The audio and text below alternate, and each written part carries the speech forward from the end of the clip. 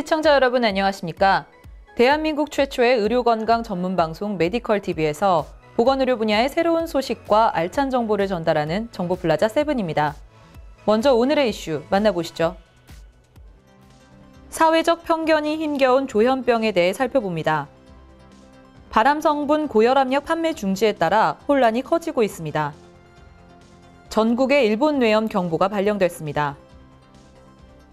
흔히 정신분열증이라고 하는 조현병에 대한 우리 사회의 편견, 참 뿌리가 깊습니다. 물론 예전에는 원인도 모르고 당연히 치료책도 없었으니 무당불러 푸닥거리하는 게 고작이었지만 지금은 다릅니다.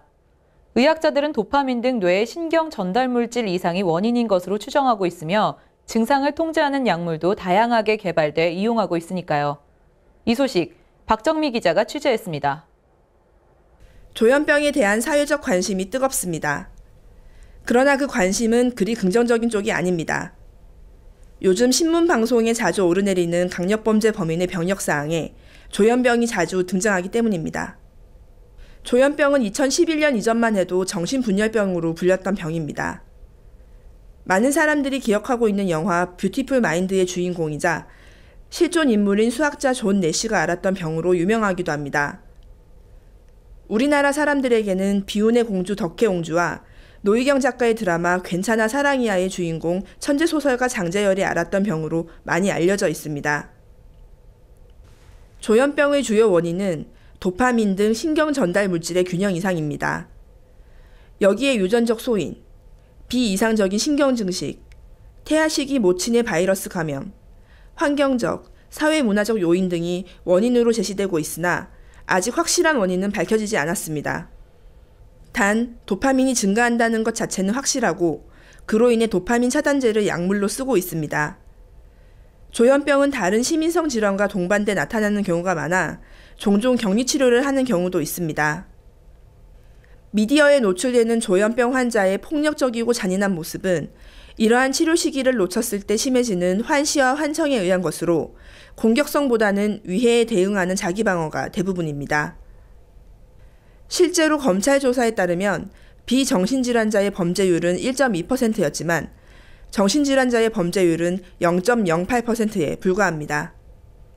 조현병 환자들에 의해서 일어나는 사건, 사고가 있는 건 사실이고요. 그거 자체를 부정할 수는 없습니다만 일반인들에 의한 살인사건도 1년에 모든 살인사건 또는 살인 미수사건이 한 900에서 1000건 정도 된다고 되어 있어요. 그런데 이제 언론에서는 그런 모든 살인사건 보도를 다 하는 것이 아니라 최근에는 특히나 유행적으로 조현병 환자들의 그 중대 사건들에 대한 보도가 좀 되게 많거든요. 포커싱 그쪽에 되게 많이 맞추고 있기 때문에 일반 국민들은 최근에 벌어지는 살인사건의 거의 굉장히 많은 부분을 조현병 환자들이 이제 저지르고 있구나라고 잘못 오해할 그럴 여지도 좀 있습니다. 치료받지 않은 조현병 환자들은 위험해질 수 있습니다. 그러니까 사회와 정책적으로 위험해지지 않도록 하기 위해서 촘촘한 안전 치료망을 만들어야 되는 것은 선진국이 그러했듯이 우리나라의 굉장히 중요한 정책적인 과제이다. 임상 진료 상황에서는 최선을 다해서 치료에서 탈락하지 않도록 잘 설명하고 좋은 적절한 아주 잘 맞는 치료제를 선택을 하고 하는 역할들은 또 이제 의사의 본연의 이제 사명이라고 볼 수도 있겠고요. 조현병은 적절한 치료와 함께 사회의 일원으로 돌아가는 재활을 잘하면 충분히 좋아질 수 있는 병인데 애초에 치료 자체를 포기하는 경우가 많습니다. 병에 대해 무지하거나 병을 인정하지 않기 때문입니다. 복약 지도에 철저히 따르고 관련 프로그램을 수행하면서 적절한 치료를 받으면 분명 일상적인 생활이 가능한 병이지만 정상적으로 치료를 받지 않으면 강력범죄를 저지를 위험이 있는 병인 것도 사실입니다. 환자 가족들은 국가와 관련 각계기관이 아직까지 조현병에 대해 적극적인 활동을 하고 있지 않다고 목소리를 높입니다. 정부나 각계기관에서 편견이 왜 이렇게 깊어졌느냐 하는 거는 그 위에서 전문가들이 이렇게 가족이나 사회를 위해서 이걸 홍보하는 데가 없고 국가에서도 이걸 전혀 관심이 없다고 생각을 했어요. 그전에는 그랬어요. 몇 년 전만 해도 관심이 없었어요. 그래서 탁상 공론에서의 이론이 현실에서의 환우와 가족의 처절한 고통을 도외시했기 때문이다라고 말씀드립니다. 연일 뉴스를 장식하고 있는 조현병이라는 단어. 강력범죄에 연관된 이 병명에 대한 편견으로 인해 우리 사회가 조현병 환자들을 배척하고 있는 것은 아닌지 다시 한번 생각해 봐야 할 때입니다. 메디컬TV 박정미입니다. 바쁘게 생활하다 보면 자칫 놓치기 쉬운 건강 의료 정보들이 많습니다. 그런 정보들을 모아서 알차게 전달해 드립니다. 틈새 소식 함께 만나보시죠.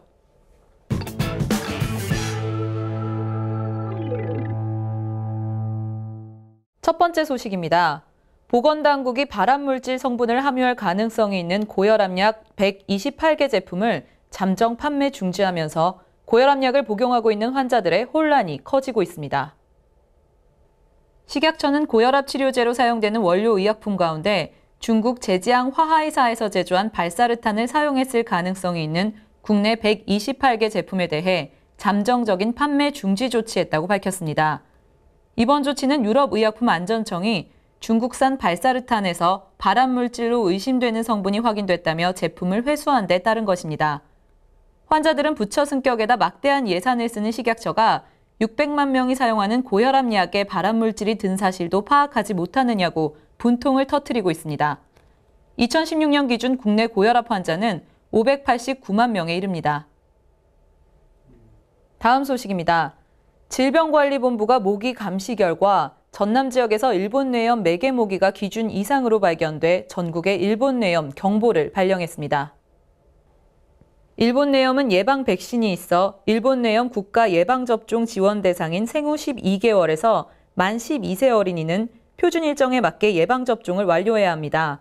최근 10년간 일본뇌염 감시 결과 환자 수는 연평균 20건 내외로 발생하고 있으며 신고된 환자의 90%가 40대여서 해당 연령층에서는 모기에 물리지 않는 등 각별한 주의가 필요합니다. 식약처가 발암 성분이 들었다며 중국산 원료를 사용한 128개 고혈압 약의 판매를 중지한 조치는 충격입니다. 현재 치료를 받고 있는 국내 600만 명의 고혈압 환자들, 혈압이 치솟을 수밖에 없을 텐데요. 결과적으로 식약처가 약 대신 독을 먹게 한 셈이니까요. 더구나 이런 조치가 유럽의약품안전청의 결정을 뒤늦게 따랐다는 점에서 황당하기까지 합니다. 국민의 의약품 문제를 총괄하는 식약처가 언제까지 다른 나라의 검사와 조치만 기다릴 것인지 정말 답답합니다. 다양한 의료 정보와 건강 상식까지 정보플라자 7 오늘 준비한 소식 모두 만나보셨는데요. 다음 시간 더 새롭고 더 유익한 의료 정보를 들고 찾아오겠습니다. 장마철 건강에 유의하시기 바랍니다. 감사합니다.